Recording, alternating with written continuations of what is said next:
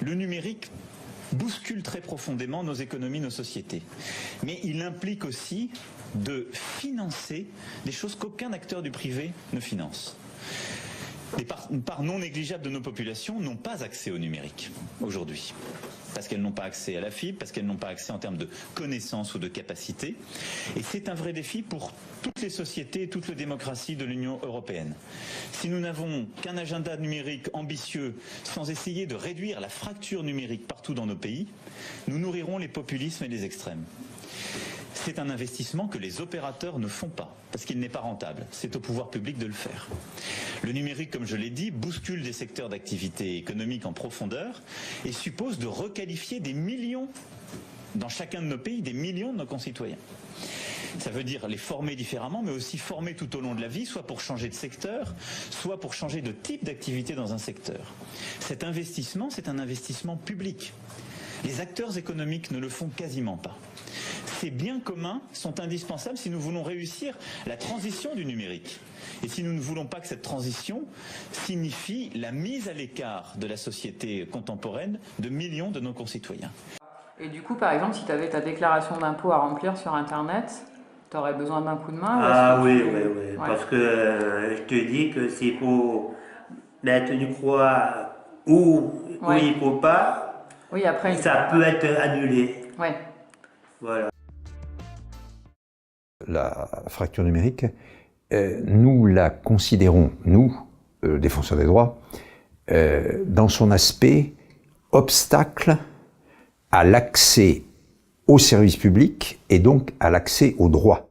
Alors Guillaume, 80% des Français sont des internautes. Qui sont d'abord les 20% restants et qui souffrent le plus de cette fracture numérique ? Eh bien d'abord Marjorie, un problème de pauvreté, très clairement. Plus de 57% des personnes qui n'ont pas accès à Internet en France gagnent moins de 900 € par mois. Ceci dit, la pauvreté n'explique pas tout. La majorité en fait, des personnes non connectées n'ont également pas d'emploi et surtout, c'est très important, n'ont pas de compte bancaire. Donc on voit bien ici qu'il y a un vrai problème, c'est un problème d'exclusion. Est-ce que tu as des démarches à faire sur Internet déjà en fait? Non. Non, pas du tout. C'est pourquoi? Bah ouais. Caratel, on s'occupe tout pour moi. D'accord. Et par exemple, si tu avais besoin d'en faire sur Internet, est-ce que ça te paraîtrait... Oui. Comment tu arriverais... Enfin, je sais pas comment dire, mais... En fait, j'y arriverai pas. Parce que je connais pas, en fait. Mais c'est parce que tu connais pas, en fait. Parce que j'ai tu n'as jamais essayé et... J'ai pas appris. Et par exemple, pour lire tes emails. Ah, ça, j'ai appris. Ouais, et t'as appris tout seul au final, ouais. Ben, c'est vous qui m'avez appris. Non, ça, j'ai cru tout. Merci, cool. D'accord. Et tu penses que tu n'arriverais pas parce que ça ne t'intéresse pas de base ou qu'est-ce qui te bloque? Ben, on s'occupe déjà tout pour moi, alors. Et oui, bah oui, donc du coup, et ça te paraît plus simple comme ça en fait? Ben, t'aimerais pas essayer justement mais toi en fait, là j'avais un extrait de naissance à faire sortir et j'ai demandé à ma carte parce que ça me paraissait plus simple. Ouais. De m'en occuper par moi-même. Bonjour Clément Le Goff. On peut parler de fracture numérique en France? Oui, Jean-Baptiste, parce qu'aujourd'hui, eh bien, on estime qu'un Français sur 4 n'est pas à l'aise avec le numérique. C'est beaucoup et cela porte un nom un peu barbare. L'illectronisme, c'est la contraction d'illettrisme et d'électronique.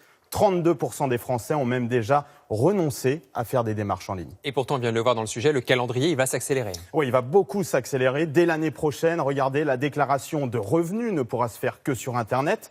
Même chose pour s'inscrire sur les listes électorales. Et puis, les ordonnances médicales numériques seront également expérimentées. En 2020, si vous êtes locataire, ce sera le début du bail numérique. Pour le gouvernement, l'objectif, c'est 2022, 100% des démarches administratives devront être réalisables sur Internet.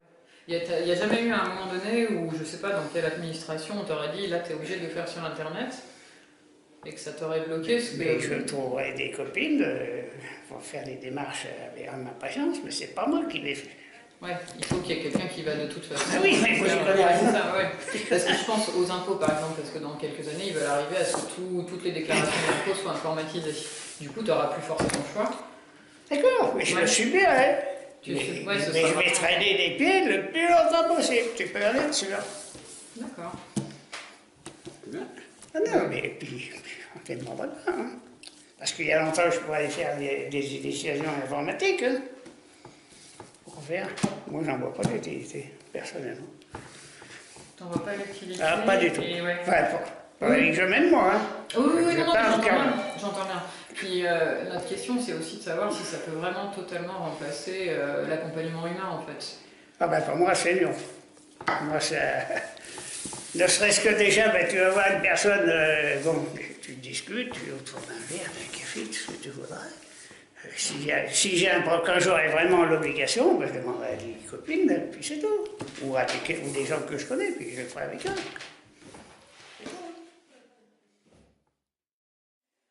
Et du coup, d'après toi, qu'est-ce qui fait que les démarches sont... Enfin, qu'est-ce que la maladie change dans ces démarches et en quoi ça devient difficile de les faire? Bah, déjà, la maladie, alors moi je parle dans le cas de la dépression, hein, parce que c'est mon cas, elle ralentit déjà nettement le temps de réaction qu'on a, même psychologiquement, à retenir l'information. C'est dû aussi à la prise de traitement, il ne faut pas se leurrer. Voilà, les antidépresseurs on le sait, un effet sur la mémoire, hein, donc sur le sommeil, sur beaucoup de choses. Et du coup, on a l'impression effectivement d'être plus au ralenti et de moins bien maîtriser les choses et d'être vite débordé par des petites choses.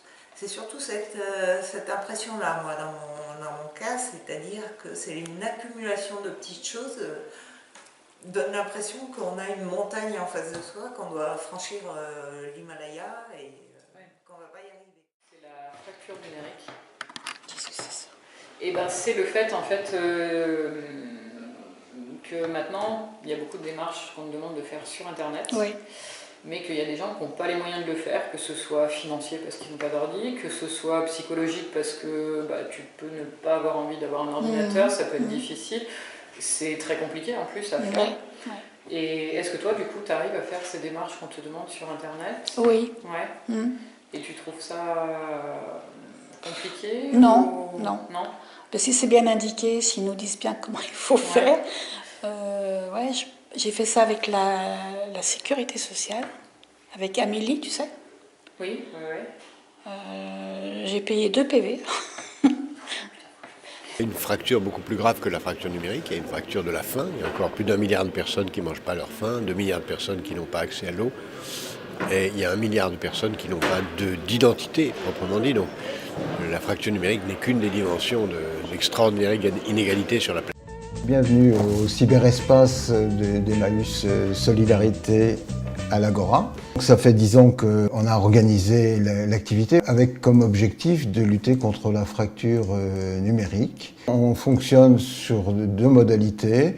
Le matin, en général ici, c'est libre service. Et l'après-midi, c'est formation.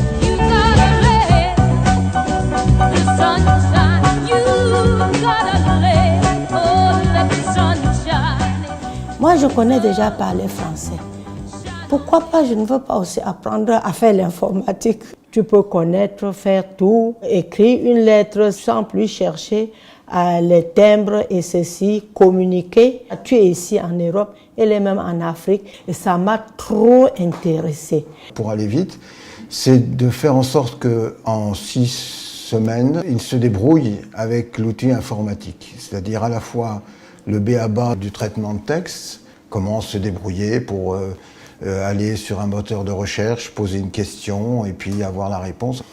Et puis, mais ça c'est quelque chose qui moi me tient à cœur, et tient beaucoup à cœur aux personnes accueillies, c'est le fait d'avoir un email. C'est-à-dire que comme ce sont des personnes qui sont sans domicile, sans argent, sans etc., le fait d'avoir une adresse email, ça permet d'avoir un premier contact avec leur famille pour certains, avec leurs employeurs pour d'autres. Enfin, depuis 10 ans, j'ai vu des belles histoires grâce aux emails, des fils qui ont repris contact avec leurs parents. Chaque fois que la numérisation remplace, par exemple, des guichets humains, des services d'accueil ou de renseignement faits par des hommes ou par des femmes.